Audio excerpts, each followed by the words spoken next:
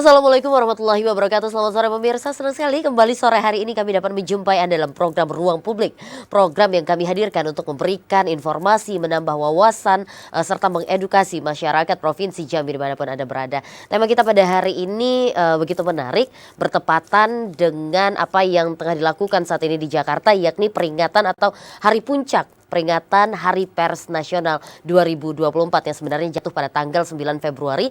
Namun karena ada pesta demokrasi diundur di hari ini. Tema kita berkaitan dengan itu, yakni pers mengawal dan menjaga demokrasi. Hal ini sesuai dengan tema utama pelaksanaan atau peringatan Hari Pers Nasional 2024, yakni mengawal transisi kepemimpinan nasional dan merawat keutuhan bangsa. Telah hadir dua orang narasumber yang begitu luar biasa bersama kita di sini. Yang pertama, ini adalah jurnalis sepuh ya. Siapa yang tidak kenal beliau? Mungkin wartawan-wartawan atau jurnalis Provinsi Jambi sudah akrab dengan beliau. Ini Kak Irma Tambunan. Selamat sore Kak. Selamat sore Kak Cynthia. Sehat Kak? Sehat Kak. Harus selalu kayaknya sehat Kak Cynthia nih yang flu ya. Oh flu. Padahal di bulan Februari ini suara mahal, malah suara saya hilang. Aduh. Oh gitu. Berat ya. Baiklah, terima kasih Kak Irma. Tadi ada kegiatan sebelum kesini Kak? Iya, tadi kebetulan kasih materi juga di BRG Kak untuk pelatihan jurnalistik. Wah, luar biasa, siap.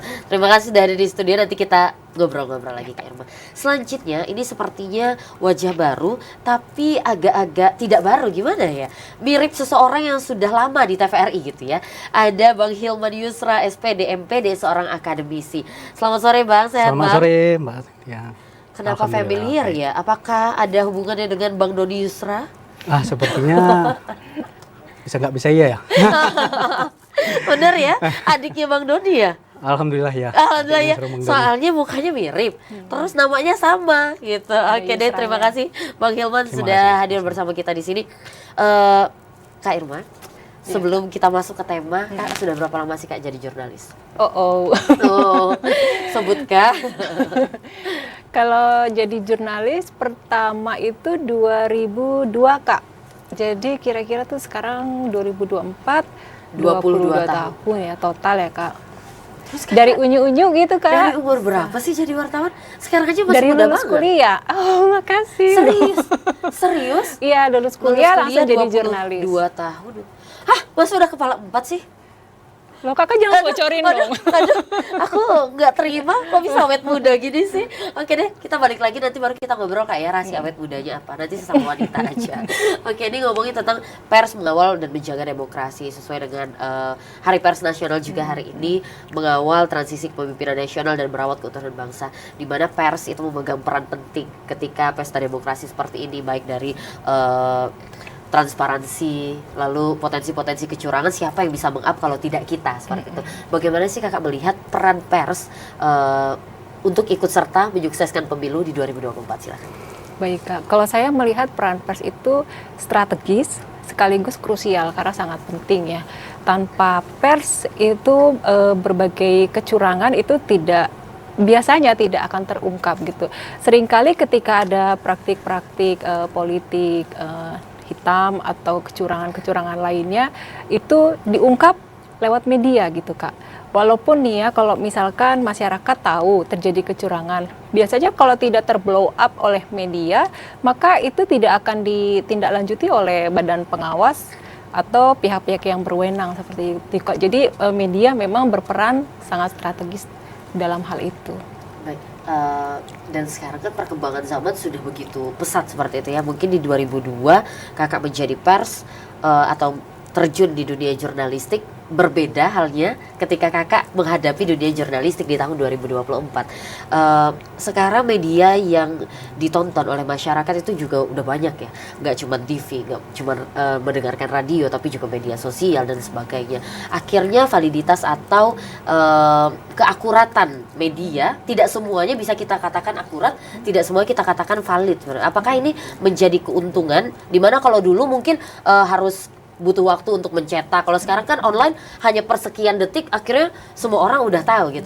Apakah ini menjadi keuntungan atau bahkan menjadi tantangan tersendiri untuk media yang akhirnya bisa dipercaya oleh masyarakat?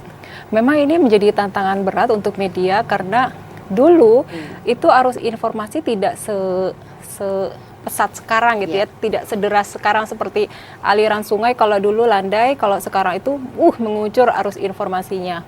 Dan kemudian media itu seperti berlomba-lomba untuk menarik perhatian publik dibandingkan dengan media sosial, karena media sosial juga memberikan berbagai kemudahan untuk mengakses informasi itu.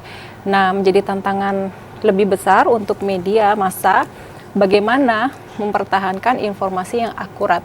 Satu-satunya yang bisa dipegang publik pada media adalah kepercayaan, karena sesuai dengan fakta. Itu yang membedakan media massa dan media sosial. Ketika media tidak lagi berpegang pada fakta, in fact we trust, maka media tidak bisa lagi dipercaya. Nah, jadi kalau media masih ingin dipercaya, itu pertahankan kepercayaan itu. Dan apakah kepercayaan itu masih tinggi? Kalau kakak melihat masyarakat sekarang, apakah masih percaya dengan media? Nanti jawabnya kita ke Bang Hilman. Biar kakak, bener ya masih percaya gitu ya. Kita ke Bang Hilman. Bang, melihat kemarin 14 Februari sudah kita sama-sama melaksanakan pemungutan suara, dan media, hampir semua media menurut Cynthia, baik lokal, nasional, itu memberikan informasi terkini.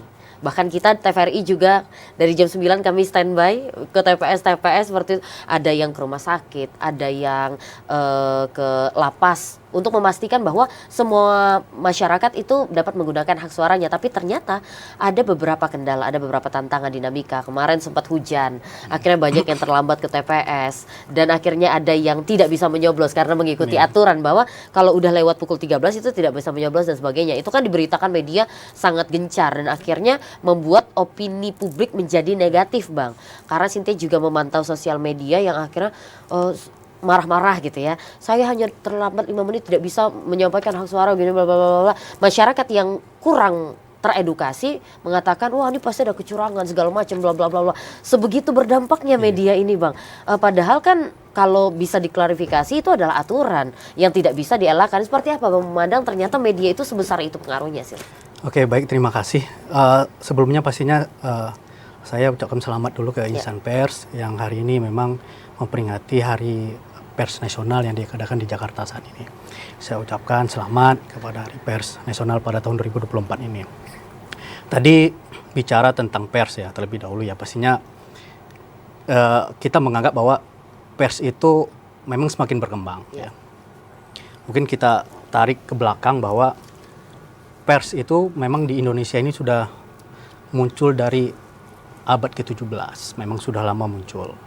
Memang pers itu kan berasal dari bahasa Belanda yang memang di sana lebih diartikan sebagai menekan, ya, ini mengepres gitu ya. Itu lebih mengatakan tadi Kak Irma mengatakan bahwa dulu memang kita terbatas dengan media yang kita gunakan.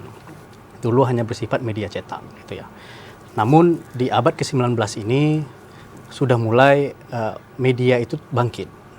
Tambah lagi di zaman reformasi saat ini mulai adanya kebebasan dalam berekspresi, sudah itu muncul lagi beberapa platform yang sangat banyak gitu. Jadi tidak hanya koran saja saat ini, tapi ada televisi, lalu juga tadi dikatakan media sosial. Memang ini merupakan tantangan yang sangat besar sekali bagi insan pers saat ini. Yang dikatakan Mbak tadi bahwa memang saat ini pemberitaan tidak hanya bersifat TV atau pemberitaan yang di lewat media online ataupun koran gitu, tapi sekarang banyak menggunakan media sosial seperti TikTok, Instagram dan lain sebagainya. Itu yang menjadi tanda kutip bahwa banyak isu-isu yang menjadi miring. Sebenarnya hal ini tidak akan diinformasikan. Sebenarnya di dalam pers juga sudah ditentukan bahwa ada etika-etika dalam pers itu sendiri. Jadi dengan awamnya masyarakat dalam jurnalistik terkait dengan independensinya, profesionalnya di masyarakat luas, sehingga orang bisa percaya saja melalui TikTok saja sudah menjadi pemberitaan yang dianggap sebenarnya. Nah, inilah sebenarnya menjadi tantangan besar bagi pers saat ini. Apalagi saat ini di masa pemilu memang menjadi masa yang menjadi tantangan besar bagi pers. Dan juga pers juga menjadi sebenarnya sebagai kunci tolak ukur dalam keberhasilan pemilu juga berada di pers sebenarnya. Bagaimana independensi pers di dalam pemberitaan, udah itu bagaimana profesionalnya seorang pers di dalam pemberitaan. Dan mengingat yang saya katakan tadi bahwa seperti di media sosial itu yang bisa menjadi dalam tanda kutip ini antara kebenaran atau tidaknya. Ini yang menjadi tantangan besar bagi pers saat ini menurut saya. Siap. Jadi memang ada tantangan yang dihadapi oleh insan pers.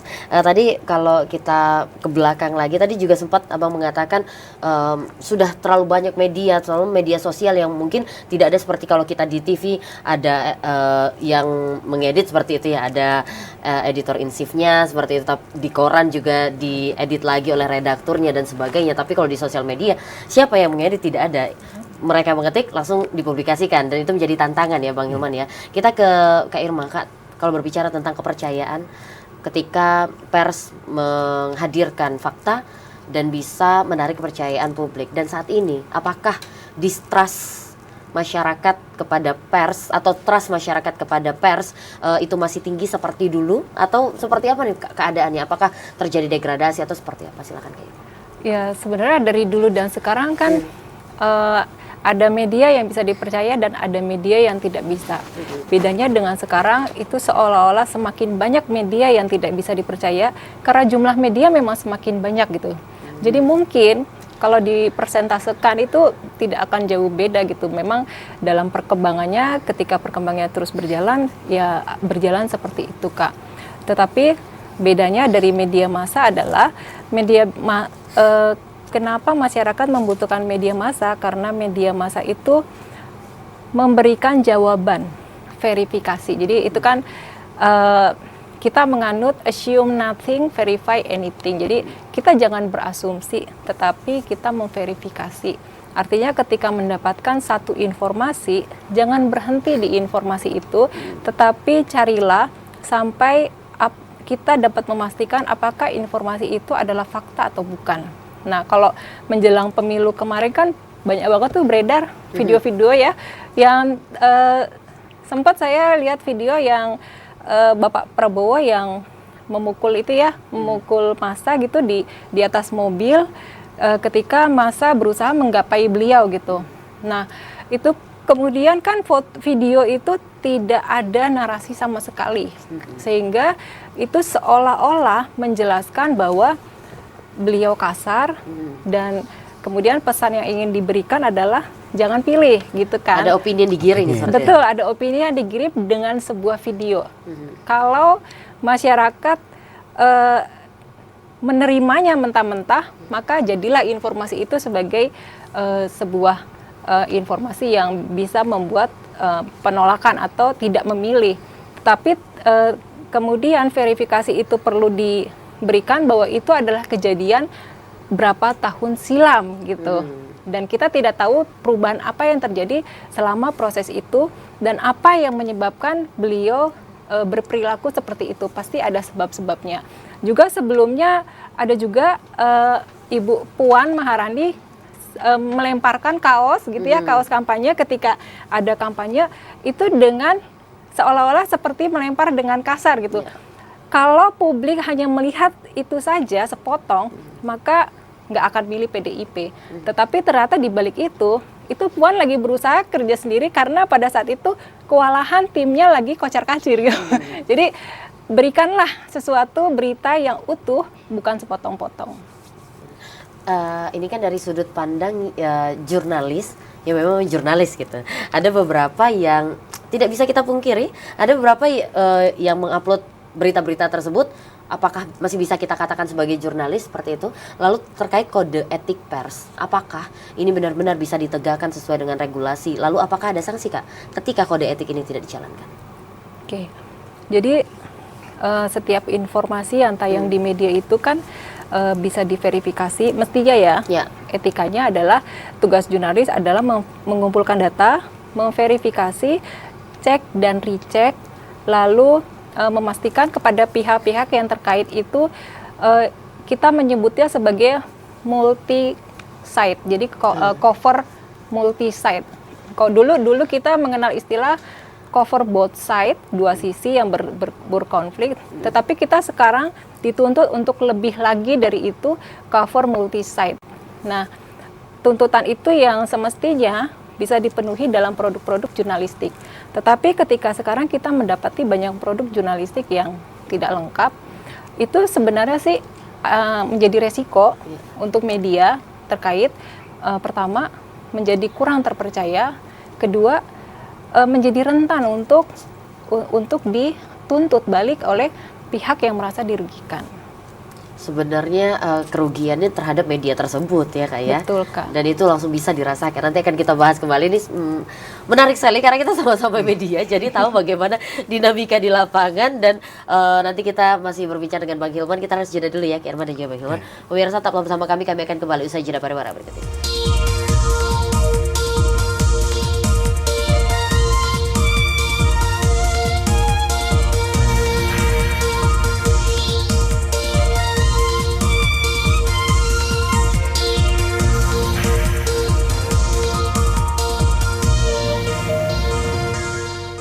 Pemirsa masih bersama kami dalam program Ruang Publik dengan tema kita pada hari ini adalah pers mengawal dan menjaga demokrasi. Masih bersama dua orang narasumber begitu luar biasa, ada Kak Irma Tambunan, seorang jurnalis, dan juga Bapak Hilman Yusra SPD MPD, seorang akademisi yang akan mengamati bagaimana kehadiran pers ini akhirnya untuk bisa mengawal dan menjaga demokrasi.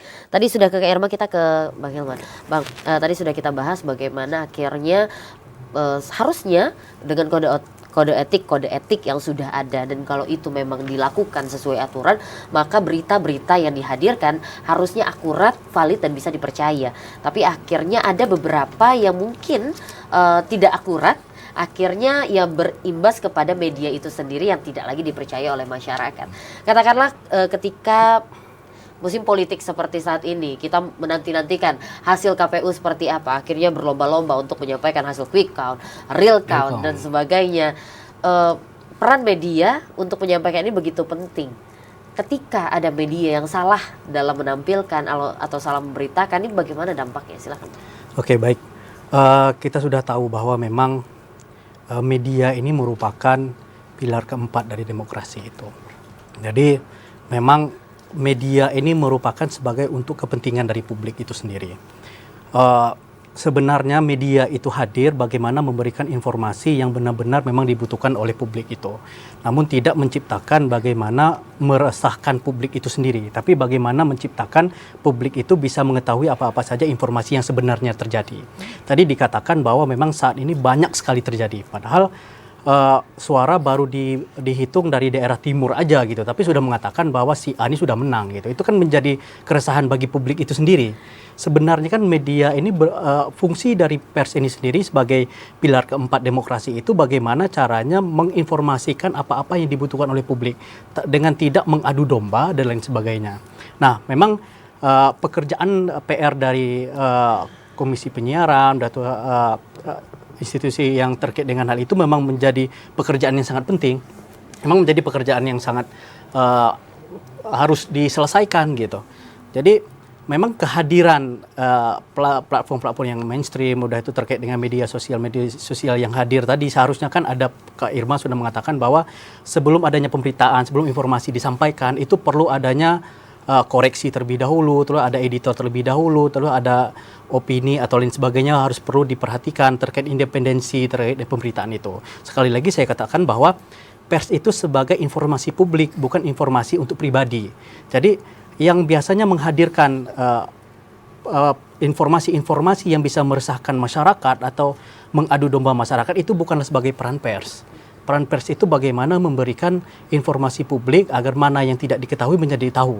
Contohnya kita bisa melihat biasanya ada salah satu tempat yang tidak mendapatkan kartu undangan memilih, itu mungkin menjadi sebuah informasi publik yang memang harus diketahui gitu oleh banyak orang. Misalkan di luar sana ataupun di pedalaman sana tidak mendapatkan kartu pilih, itu kan menjadi informasi publik yang sangat penting. Nah, jika terjadi ada informasi yang salah, itu yang menjadi pilar keempat dari demokrasi ini memang nggak menjadi catatan pers yang benar gitu. Seharusnya pers itu menjadi layanan publik dan informasi publik yang benar gitu, tidak menjadi menyesatkan bagi publik sendiri gitu. Jadi ketika memang ada informasi yang tidak akurat, itulah yang bisa berbahaya untuk keutuhan negara kesatuan Republik Indonesia sekali. Gitu ya Bang ya? Benar sekali, itu yang bisa merusak demokrasi kita. Baik, jadi peran pers ini selain ada positifnya, tapi juga ada negatifnya kalau disalahgunakan. Kita ke Kak Irma, Kak. Tadi terkait bagaimana pers ini hadir dan bisa saja memecah belah ketika tidak akurat data yang disampaikan. Tapi apakah kakak sepakat bahwa sekarang ini bad news is good news gitu. Jadi selalu dipandang dari sisi negatifnya, yang diberitakan yang negatif, karena kalau negatif itu viral dan akhirnya pembacanya banyak, pengikutnya banyak, akhirnya mendatangkan cuan. Nah ini gimana nih? Di satu sisi itu memang terjadi, Kak. Jadi bad news is a good news untuk media itu memang tidak bisa dipungkiri. lumrah ya. Baik. Terjadi. Tetapi tidakkah kita berpikir bahwa di masa sekarang begitu banyak bad news is a good news, jadi berdampak masyarakat menjadi stres. Karena begitu derasnya arus informasi yang negatif tadi, bisa jadi ini membuat masyarakat lelah, orang lelah untuk membaca berita. Lalu ketika ada berita baru gitu yang bernilai inspiratif ya, atau hal-hal positif, bisa saja itu justru booming gitu. Jadi berita buruk itu bisa menjadi berita yang viral atau menarik perhatian publik, tetapi sebenarnya ketika media cukup cerdik untuk melihat bahwa berita-berita baik pun sebenarnya bisa menarik perhatian publik, tergantung bagaimana kita mengemasnya. Gitu. Kayak ketika keberhasilan, katakanlah untuk Provinsi Jambi gitu, untuk pemungutan suara secara umum kita sepakat beberapa kali juga dengan pengamat mengatakan bahwa secara umum berjalan lancar, damai, tidak ada kericuhan di kabupaten kota manapun gitu. Memang ada kekurangan di sana sini, dinamika seperti TPS yang direlokasi karena banjir dan sebagainya. Lalu pemungutan suara ulang direkomendasikan Bawaslu akan terjadi di 9 TPS di 3 kabupaten kota, ada di kota Jambi, Batanghari, dan juga Kabupaten Tebo. Tapi kan kalau kita bandingkan itu hanya 0,01% sekian gitu. Berarti dari 99-nya itu berjalan lancar gitu.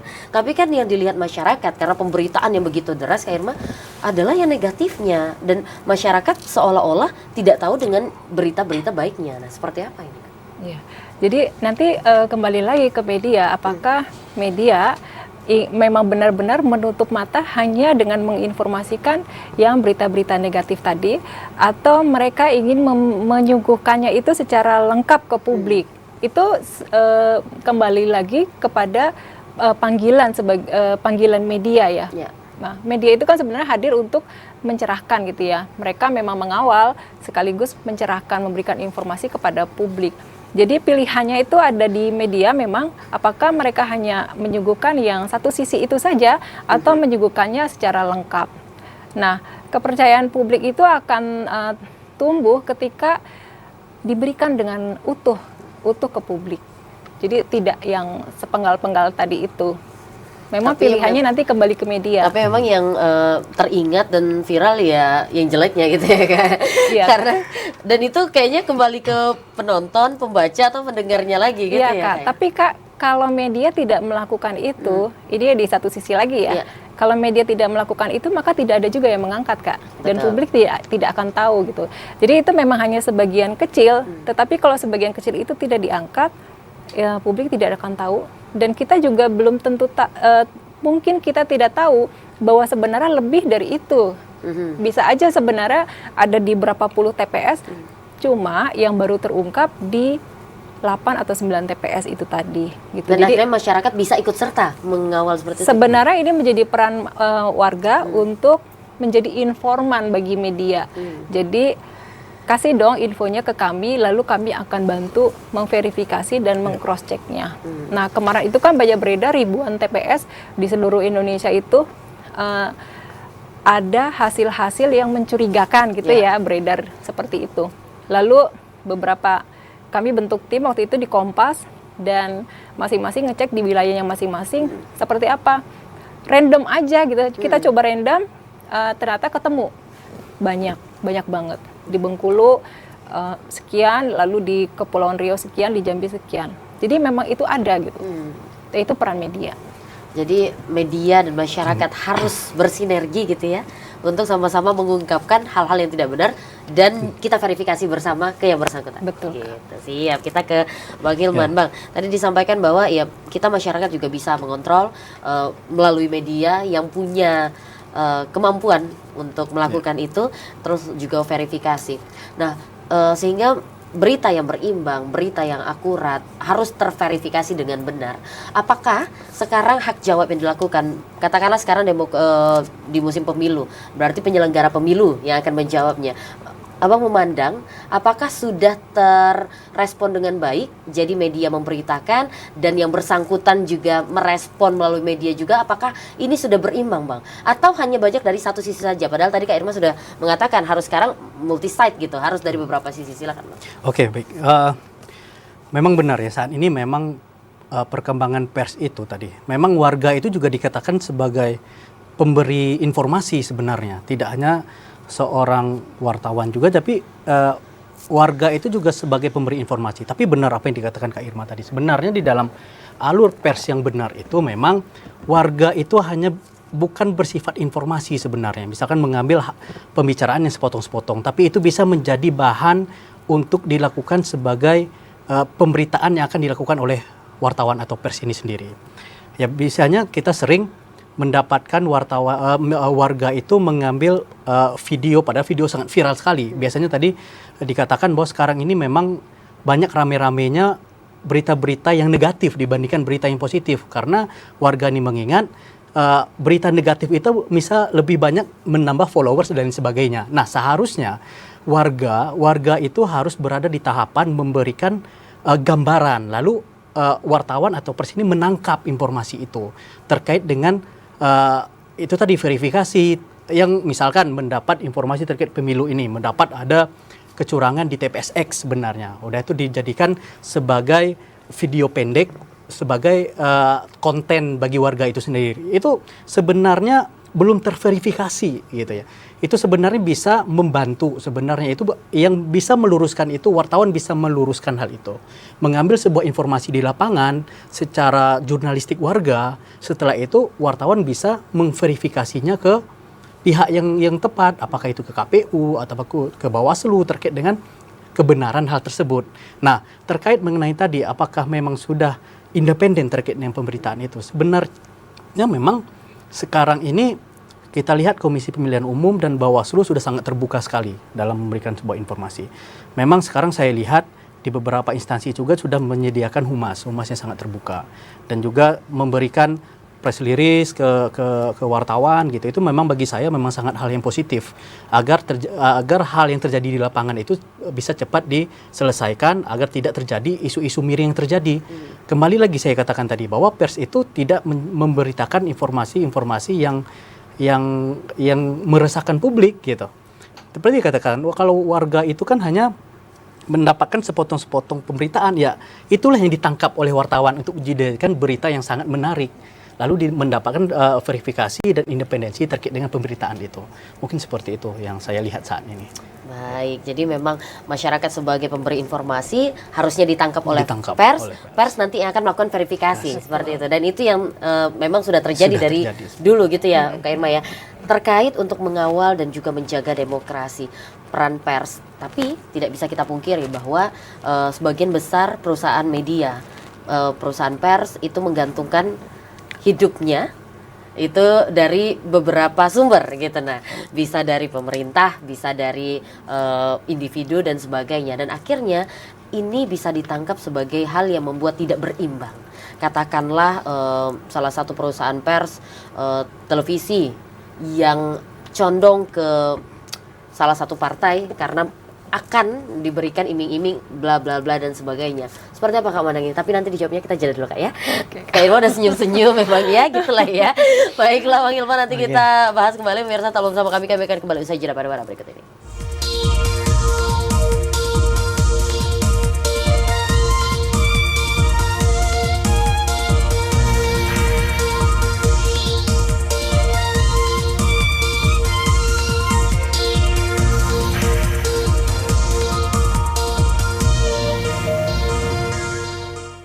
Pemirsa masih bersama kami dalam program Ruang Publik dengan tema kita pada hari ini adalah pers mengawal dan menjaga demokrasi. Masih bersama dua orang narasumber begitu luar biasa, tapi di segmen kali ini kami tidak mau bertiga saja. Kami juga mengajak Anda untuk berpartisipasi aktif bersama kami melalui sambungan telepon di 074166385 atau melalui nomor telepon di 081174333133 seperti yang tertera di layar kaca Anda. Masih bersama Kak Irma Tambunan, jurnalis, Bang Hilman Yusra, SPD MPD, seorang akademisi. Baiklah, tadi sedikit terputus bagaimana tentang ya berimbang lah, berita yang berimbang. Wah, sepertinya ada penelpon, langsung kita sapa. Halo, selamat sore. Halo, selamat sore. Halo, selamat sore. Masih bergabung bersama kami kah atau sudah terputus? Selamat sore. Selamat sore juga Mbak Cynthia Permana. Waduh, kalau dari suaranya kita sudah tahu ini Bapak Yudi dari Telanai. Silakan Pak, ingin berikan komentar, saran, pertanyaan, silakan. Ya, terima kasih Mbak atas waktunya yang singkat. Pertama yang saya hormati Ibu Irma Tambunan, ya, jurnalis yang cukup senior saya rasa di Jambi. Juga ini ada kembaran daripada Doni Yusra ya, Pak Irman Yusra dari akademisi ya. Terima kasih sudah hadir di televisi di Jambi ya. Kalau Pak Doni yang udah tidak asing lagi gitu. Halo? Iya, silakan Pak. Kita masih dengerin Bapak kok. Ya. Baik. Jadi memang PES ini salah satu yang paling penting ke depan. Kalau kita tidak ada PES, Mbak Setia, kita nggak bisa mengikuti apa yang terjadi. Bukan hanya pemilu, dari seluruh persoalan-persoalan yang ada di muka bumi ini. Jadi makanya tadi disinggung masalah Hari PES tahun 2023 ya. Jadi selamat Hari PES. Jadi menurut saya ya PES ini ke depannya ya, harus memperkuat media akademinya. Nah ini penting, media akademi. Jadi media akademi ini sebenarnya ya, sehingga dengan sendirinya akan melahirkan insan-insan pers, baik dia akan mengikuti persoalan pemilu dan lain sebagainya, yang ya mumpuni lah ya. Tentunya khususnya di bidang jadi skill dia. Jadi pers ini kan banyak, Mbak Cynthia aja bisa jadi pers kalau sekarang kan. Siapa? Tapi apakah diakui apa tidak? Apa profesional apa tidak? Dan selanjutnya ya tentu tadi disinggung masalah berita yang bagus dengan tidak bagus yang harus independen dan terpercaya. Itu harus dipegang. Lantas yang penting ya memegang keterbukaan informasi publiknya itu. Jadi memang konsumsi publik itu dipegang kode etiknya. Nah, yang paling penting lagi adalah PES ini ya memegang atau mengantongi sertifikat ya, sertifikasi lah. Nah, yang kedua, yang berikutnya ya saya harapkan ya digaji dia. Karena kalau saya lihat tugas PES ini luar biasa, keringat dingin, keringat mengucur, belum lagi dia harus melapor dan sebagainya. Jadi memang kejahteraannya memang harus diperhatikan oleh lembaga PES itu sendiri. Sehingga PES ini ya menjadi PES yang artinya bertanggung jawab terhadap tugas pokok lembahannya. Sehingga dia mendapatkan satu kepercayaan terhadap publik itu sendiri. Jadi itu menurut saya inti PES itu. Siap. Memang kesejahteraannya harus diperhatikan. Saya rasa demikian, mudah-mudahan ya Presiden kita yang baru ini akan memperhatikan PES itu sendiri. Karena memang kalau Prabowo ini memang anti PES ya. Memang dia dekat sekali dengan PES. Ya mudah-mudahan harapan ini terbaik untuk kita semua bangsa Indonesia ini. Khususnya PES yang ada di Indonesia. Demikian, terima kasih. Mohon maaf. Wabillahi taufiq walhidayah. Wassalamualaikum warahmatullahi taala wabarakatuh. Waalaikumsalam warahmatullahi wabarakatuh. Terima kasih Pak Yudi dari Telanai yang selalu mengkritisi kita Kak. Ya siapapun narasumbernya dan apapun temanya luar biasa. Terima kasih Pak Yudi.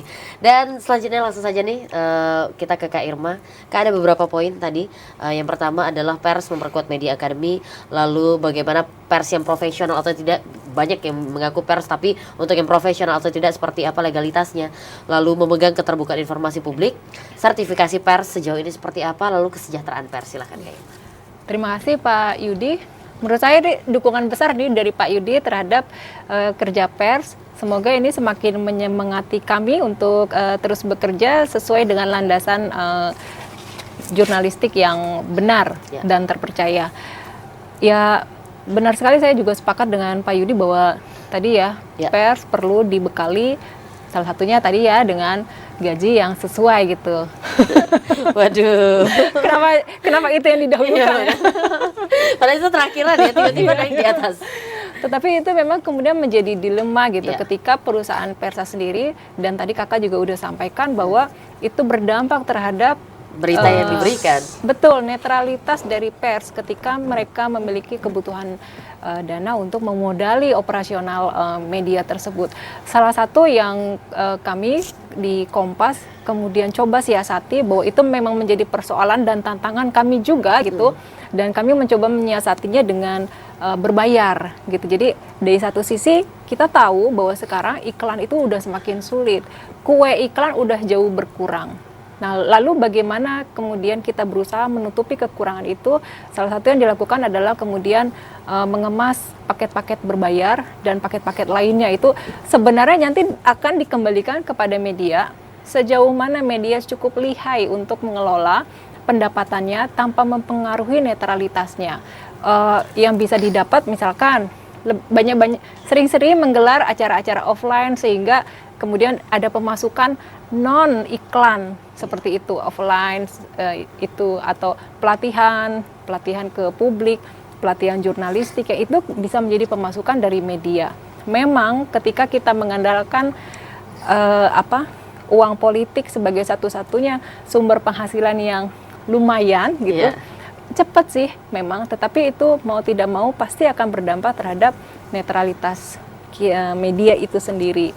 Lagi-lagi itu akan kembali pada medianya, apakah media tersebut mau atau menerima dicap sebagai medianya pasangan nomor sekian. Pasangan nomor sekian dan gitu. imbasnya panjang ya kayak. Iya, itu jadi pilihan ke medianya. Kalau mereka merasa cukup puas dengan itu, ya itu. Tetapi mereka jangan salahkan publik ketika publik menilai kamu kan medianya ini gitu. Itu menjadi konsekuensi media tersebut. Jadi balik lagi itu pilihan ke medianya. Lalu poin lainnya adalah tentang legalitas atau sertifikasi untuk pers-pers ini. Silahkan. Betul Kak, sekarang itu sangat dituntut ya, karena media ini kan sangat banyak Kak. Ada begitu banyak media dan publik jadi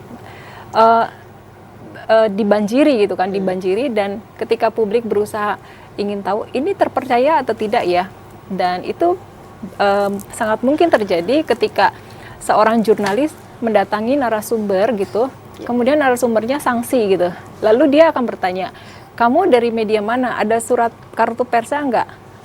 Kemudian medianya merasa dicurigai gitu, lalu malah jadi bikin berita pejabat ini tidak ramah media, menolak pejabat ini menolak.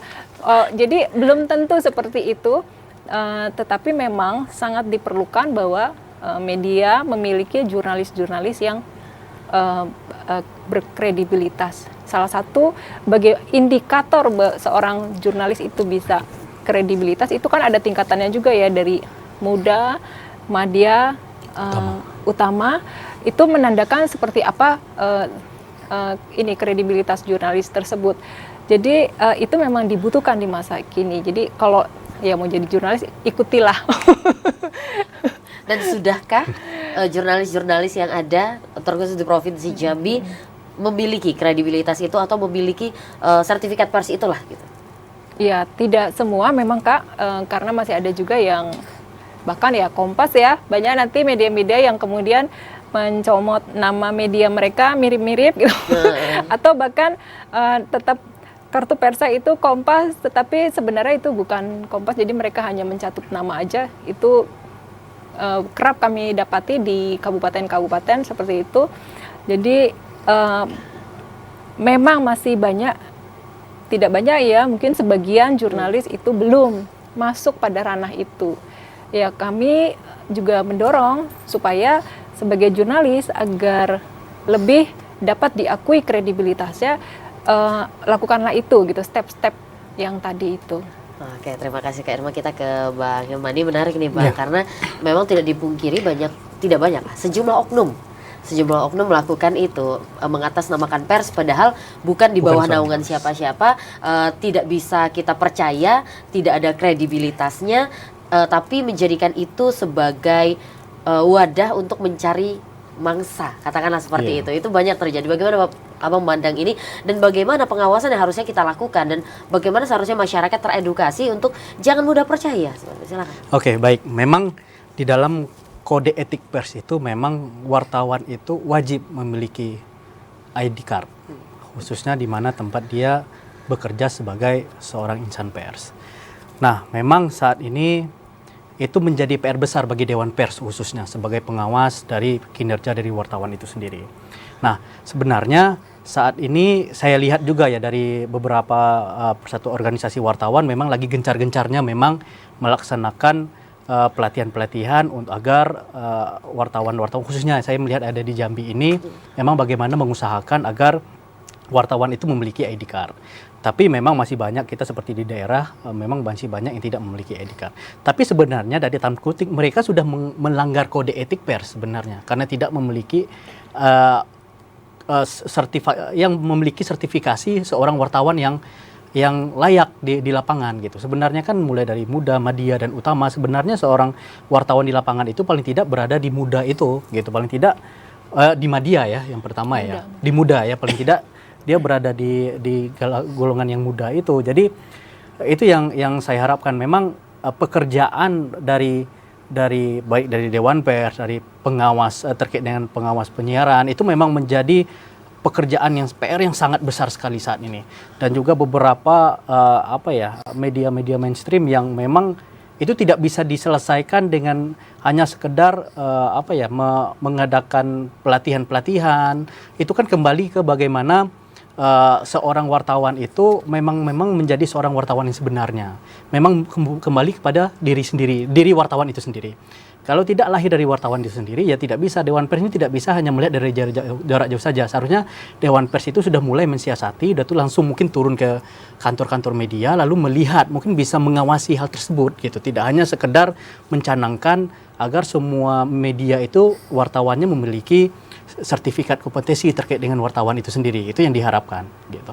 Selanjutnya tadi juga yang menarik adalah terkait netralitas dan kredibilitas, apalagi di saat tahun politik musim pemilu seperti ini, kita tidak bisa pungkiri ada beberapa perusahaan pers yang memang akhirnya perusahaan pers A miliknya si X gitu. Hal-hal terkait, bagaimana kalau Abang memandang hal ini? Oke, memang hal itu kita tidak bisa menutup mata ya. Memang seperti itu kejadian saat ini. Memang kita lihat secara mata telanjang saja, kita saat ini melihat memang ada beberapa yang menjurus ke salah satu pasangan calon, salah satu parpol misalkan. Nah, itu yang saya katakan tadi Kak Irma mengatakan bahwa memang dari segi pers sendiri bukan hanya sekedar sertifikasi seorang wartawan itu sendiri, tapi bagaimana wartawan itu mendapatkan dalam tanda kutip gaji yang memang sejahtera gitu.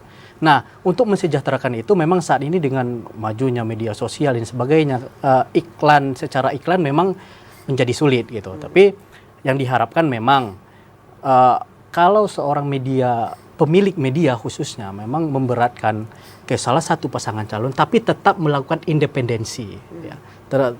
Pasti tetap bagaimana memperhatikan kode etik yang benar dalam penyiaran. Karena apa? Dalam setiap penyiaran, dalam setiap pemberitaan yang muncul, itu pasti ada yang mengawasi.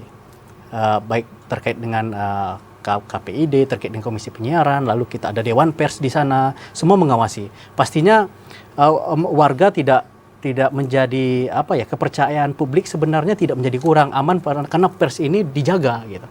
Siapa yang melanggar, ya Dewan Pers siap akan menindaklanjuti terkait kesalahan itu. Nah, intinya saat ini memang media itu memang harus bagaimana berinovasi sebenarnya. paling tidak mengarah ke bagaimana penggunaan media sosial sebagai informasi di TikTok dan Instagram itu banyak sekali saat ini. Itu sangat saya setuju sekali karena apa? Itu selain sebagai income untuk perusahaan media itu sendiri, jadi tidak hanya berpaku kepada pemerintah dan salah satu pasangan yang pribadi ini sih. Seharusnya media itu memiliki inovasi-inovasi baru karena sekarang ini ya itu saya katakan tadi, media pers itu tidak hanya di satu tempat saja, cetak atau TV saja, tapi beberapa media sosial bisa dijadikan sebagai media pers saat ini gitu. Siap. Wah, nanti akan kita lanjutkan lagi ke Irma dan juga Bang Ilman. Kita harus jeda terlebih dulu. Pemirsa, tetap bersama kami akan kembali usai jeda pariwara berikut ini.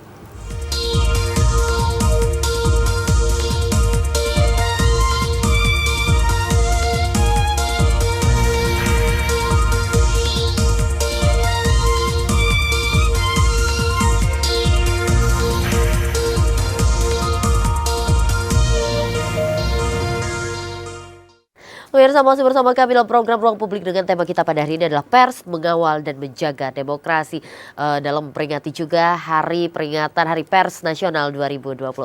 Masih bersama dua orang narasumber begitu luar biasa, ada Kak Irma dan juga Bang Hilman. Tapi tidak terasa ini sudah masuk ke segmen terakhir, waktunya untuk closing statement atau pernyataan penutup langsung saja. Closing statement yang pertama Kak Irma, silakan. Oke Kak, terima kasih. Media memang saat ini sangat diperlukan dan memiliki peran penting dan krusial untuk mengawal demokrasi. Terlebih saat ini kita baru saja melewati masa pemilu, tetapi ini belum berakhir karena masih begitu panjang ya sampai nanti penetapan presiden. Nah, apa yang perlu kita lakukan sebagai media adalah terus mengawal, jangan berhenti mengawal.